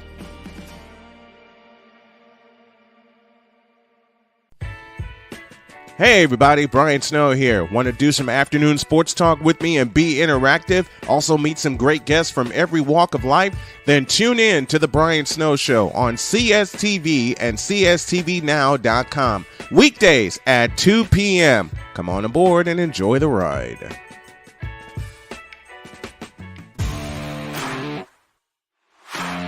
PK Tire Pros, your one-stop on-the-spot auto service headquarters for a complete line of quality tires and auto services. For years, we have provided the Stockton, California area with the latest products and unprecedented services for everything we sell. And for years, our customers have been coming back. Take a look around. If you don't find what you need, visit us in Stockton, California. From the latest and best in tire technology to the services required to keep your vehicle looking good and running great, PK Tire Pros can get you out on the road quickly and at an affordable price. Stop by soon to see why so many people consider PK Tire Pros to be the one-stop shop for all of their tire needs. At PK Tire Pros, our friendly and knowledgeable staff, quick and dependable service professionals, and affordable prices all come together to make driving out on a new set of tires easy. On top of that, we never tire of tires. Stop by and see us, and you'll be glad you did. Where sports is the base, life and fun are the results. This is the Brian Snow Show.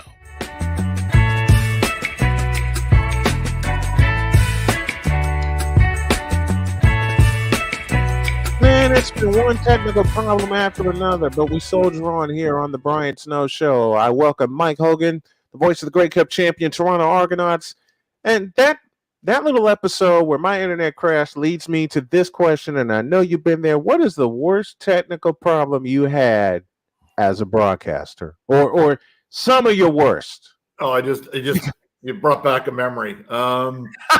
We were calling the 2012 Eastern Final. Winner goes to the Grey Cup. Right. We're calling it, I guess, ironically, with our previous discussion from the Olympic Stadium in Montreal, where the Expos played for years, and Yes, the home of the Alouettes playoff games.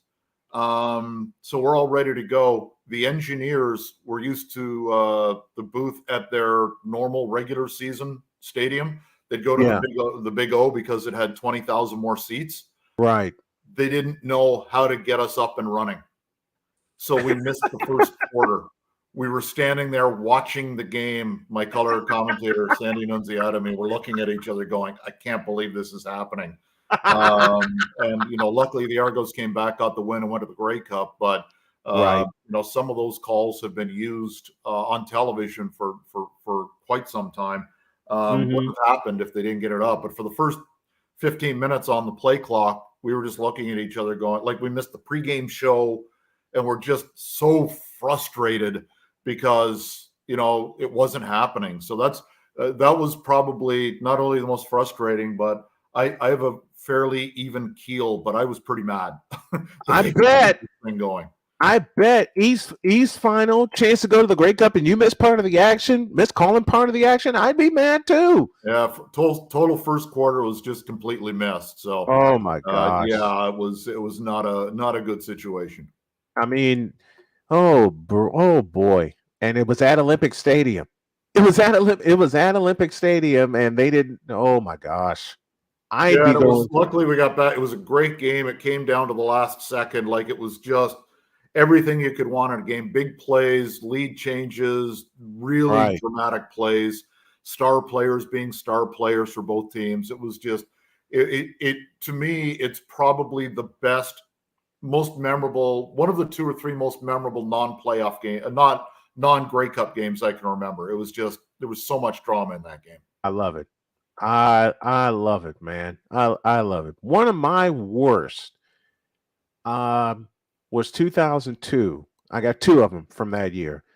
2002, I rode the bus from Chicago to Kansas City because I was covering Chicago State University basketball, and they were playing UMKC. Now, at the time, I wasn't live with my broadcasts. I would tape them and then re-air them. Well, I was armed with a tape recorder and a microphone and a headset, and it was, to say the least, it was very, very cheap, especially the microphone, because the microphone had a simple connection, plug it into the tape recorder, you're ready to go.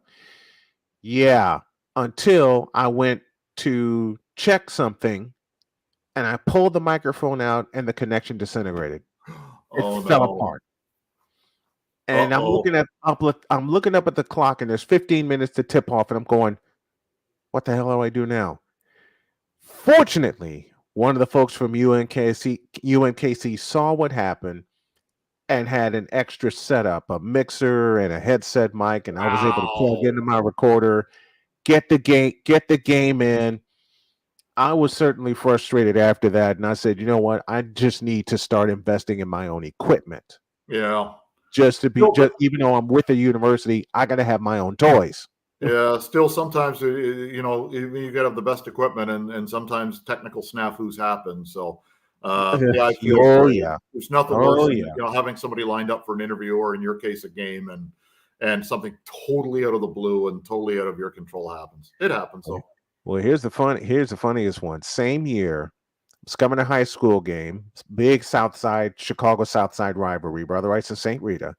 And I got friends at both schools. I got people who cover both schools, and they were shocked to see me there because they didn't think I'd be able to make it. I made it all right in a shirt and tie, and they sent me up to the roof to call the game. So not only do I not get a physical seat, I am leaning down, looking at the field some 100, 200 feet away, and then the rain started. When I got to the stadium and I'm walking in and I'm seeing the clouds, and you've been there when you walk to the stadium and you see ominous clouds overhead, and you're going, oh, don't let the weather play a part in this. Yeah, it did, because the first quarter I got soaked. Now, I'm holding an umbrella and a microphone in the same hand. The moment I switch hands for the umbrella, whoosh, big gust of wind takes it. Big gust of wind takes my umbrella. It's halfway up 79th Street going west, and I'm going, now what? I'm getting soaked. And it was the greatest game, one of the greatest games I ever did, because it went 6 overtimes. Wow. I mean, luckily for football, I mean, we only have delays if there's lightning. Right. They'll play through snow, and we every couple of years we get a classic snow game up here in Canada, and Chicago, same thing. But we did a lightning game probably 5 years ago now. It was incredible. I think it was a 2-hour lightning delay. Yeah. Because I could see it was going to get better. Yeah. But we just waited and waited and waited and waited. And we had no guests and no studio hosts. So it was me and my color guy just killing time for 2 hours. The good thing is, we had enough stories between the two of us to hopefully keep it somewhat entertaining. But I always like the challenge of when something goes wrong that's beyond your control, as long as it's not something with the equipment.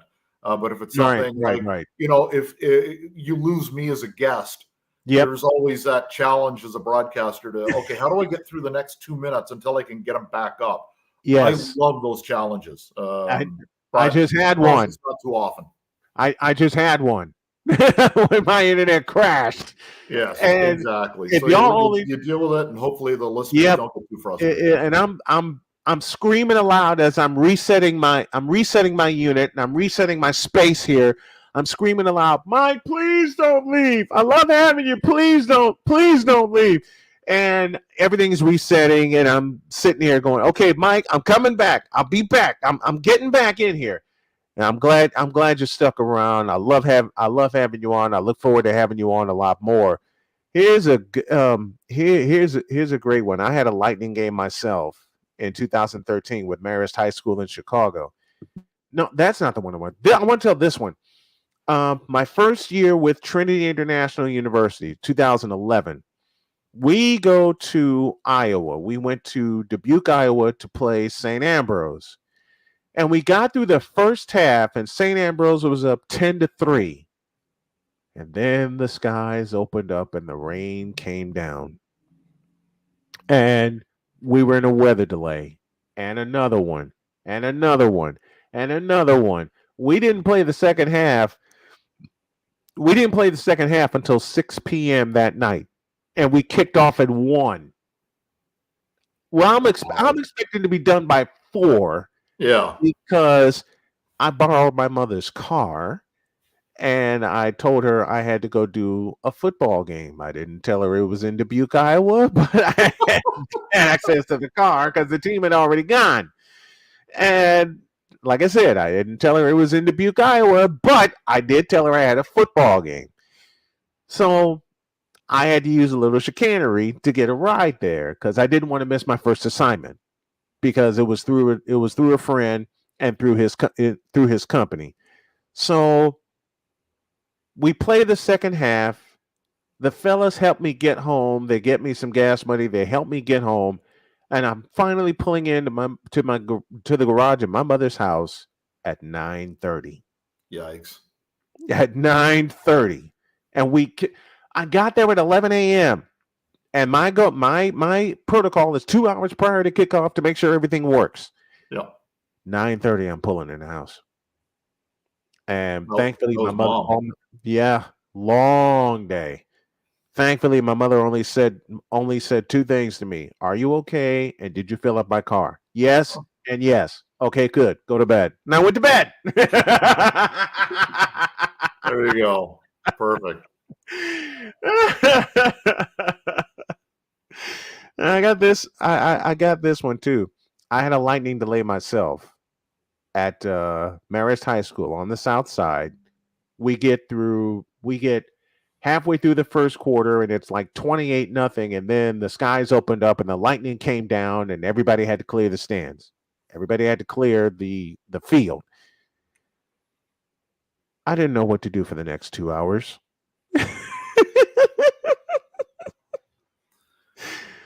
And when I finally signed back on, people said, "What happened?" And I said, "I made an announcement. We had a lightning delay and I didn't know how long we'd be on." So I queued up some music. I had like a 2-hour playlist. And thankfully, it was on the last song when we got back in the booth. When everybody got back in the booth and we were ready to resume, I queued up like another 15 minutes worth of stuff, queued up an interview, was able to get through that, faded back in, off we go again.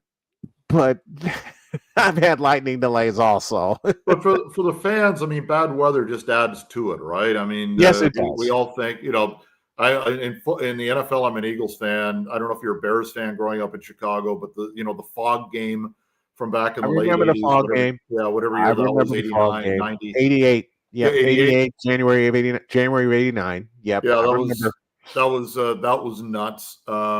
We had a game up here, a Grey Cup game in 2017. The Argos were in, and we had a national radio call for it. They had to do the Argos sidelines for the broadcast, Right. And it was the forecast was for a little chilly, nothing really cold, maybe a little wind. Nobody called for snow. Right. Nobody called for snow. Nobody called for a blizzard.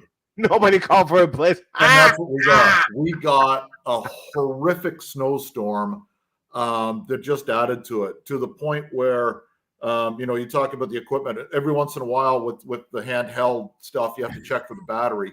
Yes. So I looked down for the battery life, and I had a hood on top of like the parka with the hood.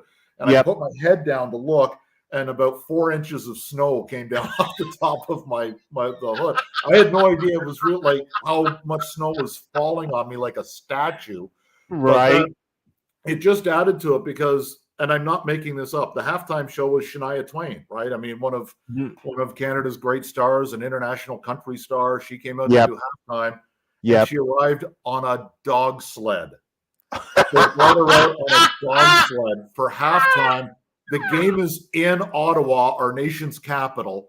Yes. It's the 150th anniversary of our country. Right. It's a Grey Cup game in a blizzard, and Shania Twain comes out on a dog sled. Like, that might be the most Canadian moment of all time. All we needed was some maple syrup and a Tim Hortons coffee and a hockey stick somewhere, and hey, there's Canada in one picture. Did they blow up Lansdowne Park?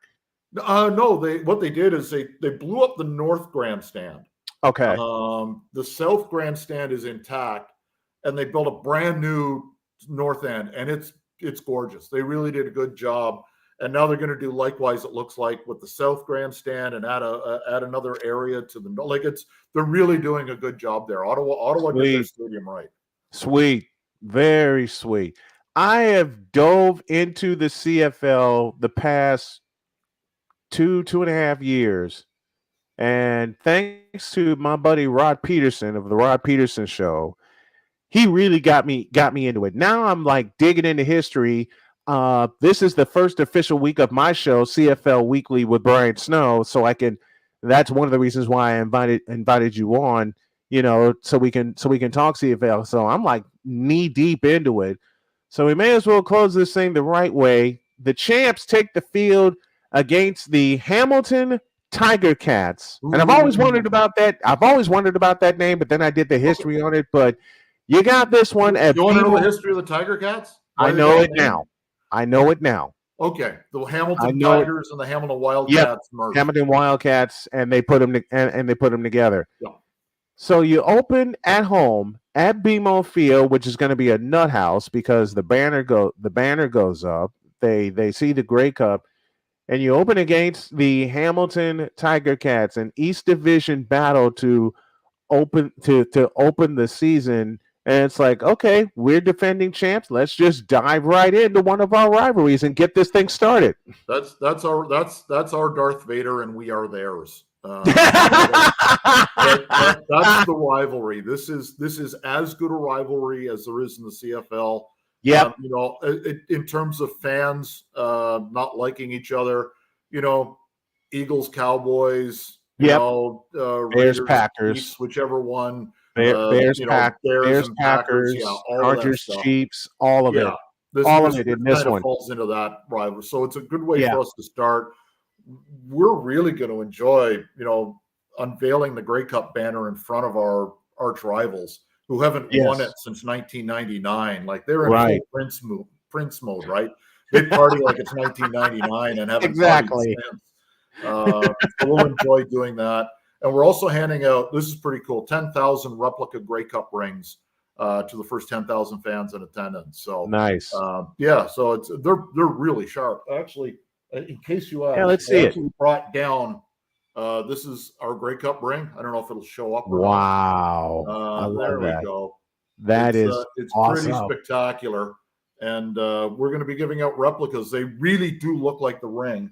And we're going to be giving out 10,000 of those on game day. And if you can't get there and you're curious, argonauts.ca, go to shop and you can actually purchase one online. I just might have to do that because now I want to get some CFL stuff. I want to get some Argo stuff, especially when I have you on throughout the season and sport the Argonauts. But I absolutely love the CFL. I've been watching a lot of historic games, um, a lot of recent highlight games, getting to know the voices, getting to know folks like you behind the mic, behind the radio mic. As I mentioned, my buddy Rod Peterson got me started back in the CFL because I had given it up for a while, but now I'm knee deep in it. I am knee deep in it. My friend Tom says, "What network carries the CFL in the U.S.?" I believe it's CBS Sports Network. That's it. That's the It's one. CBS Sports Network carries the CFL here in the U.S. Ryan McCarthy, I remember that Grey Cup. Shania arrived on a dog sled accompanied by Mounties in the snow. The most Canadian thing ever. It was Oh, crazy. that is awesome. It was nuts, and Did the we crowd knew go Shania was going to crazy? be there. I was on the field for it. I had no idea she was coming out on a dog sled, and apparently it was planned whether or not there was snow. Like they had a Oh, it was grade so she planned. was going to come out on the dog sled anyway. But the fact that it was in a blizzard just added to it. I'm sure it's on YouTube somewhere. Google Yeah, it. I Find gotta. it. I'm gonna look It's for it. unbelievable. I'm gonna look for it. All right, some game talk. Ticats, Argonauts, BMO Field, Grey Cup night in Toronto. Who takes over the quarterback duties since McLeod Bethel Thompson now is with the New Orleans Breakers in the CFL? Who is now behind center for you guys? Yeah, Max Down, he's leading the USFL in passing too, like it's which doesn't surprise us at all. It's Chad Kelly. A lot of people remember Swag. Yep. If you watched Netflix, Last Chance U, so Chad went to Clemson, didn't work out there, went to East Mississippi Community College, which was the first couple of seasons of Last Chance U, and then won a national championship there, moved Yep. on, played at Ole Miss, and was fantastic. He was second team All SEC for a couple of years. Got drafted. He was Mr. Irrelevant in the NFL draft one year with Denver. Right. Ended up with the Colts for a little bit Yep. back in your old stomping grounds Yep. in Indiana. And Mhm. he's got something to prove. He was out of the game for a year, came back up last year, got an opportunity to play the last game of the season. It didn't mean anything in the standings, and he looked really good. And Right. then got to fill in the Grey Cup game when McLeod Bethel Thompson got hurt in the fourth quarter and led the Argos to the winning points, the winning touchdown. So there's already a little bit of a mythological twang to his story, which I guess Yeah. with the Argonauts, mythology is a good thing. Yeah, he's ready. He's ready. He's looked great in camp and has a lot to prove to himself. And I think there's a big part of him wants to get back to the NFL and maybe not have the career his uncle Jim did with the Bills, but Right. but to be able to kind of show that he belonged in the NFL as well. Who's he throwing to? What's his receiving core like? Well, let's stick in your neck of the woods again. Davaris Daniels is a Chicago guy who played for Notre Dame. Yep. And has found himself in the CFL for the last 5 years or so. He's really talented. There's a Canadian receiver named Curly Gittins Jr., one of the great handles of all time. Yeah. He's now in his fourth year, third as a starter. And last year, he was the best Canadian receiver in the league. 1,111 yards. I think it was one of those nice numbers to remember. Right. But over 1,100 yards for sure. So he's, there are some guys who he can throw the ball to. Cam Phillips is a guy who led the XFL in receiving yards and touchdowns the year of the shortened season Yes. in the XFL, the Yes. COVID year. So there are some guys who can play, and he's not going to be hurting for targets, that's for sure. Gotcha. Oh man, gonna love watching that. It's the Ticats and the Argos at BMO Field, 7:00 Eastern time kickoff. Y'all need to check it out and then give a follow to this man and listen to the call as Mike Hogan, the voice of the Toronto Argonauts, will be behind the mic for that call. Thank you, my friend, through all the technical difficulties. Thank you so much for coming on. I look forward to having you on again and again and again. Thank you, partner. Really appreciate it, Brian. And hey, we now 20 years from now, we can tell this story like we did some of our old stories about snowstorms and lightning storms. Yes, indeed. Thank you, Mike. I appreciate you, partner. Thanks, Brian. Appreciate it, man. Mike Hogan, the voice of the Toronto Argonauts, he'll be in action on Sunday night when the Argonauts face off against their hated rivals in the Hamilton Tiger Cats. And that's going to do it for this edition of the Brian Snow Show. I want to thank y'all for sticking with me through all of the technical difficulties. Don't forget, a replay of this will be available on snowmanmultimediasports.com. We're in the process of getting snowmanmultimedia.com back also.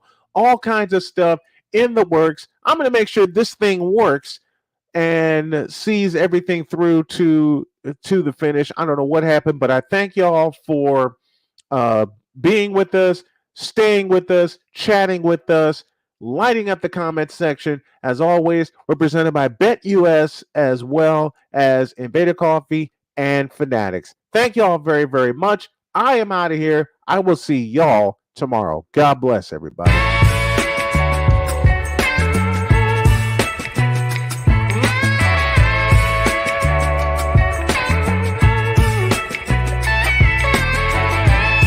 Thank you for tuning into The Brian Snow Show, where sports is the base, life and fun are the results.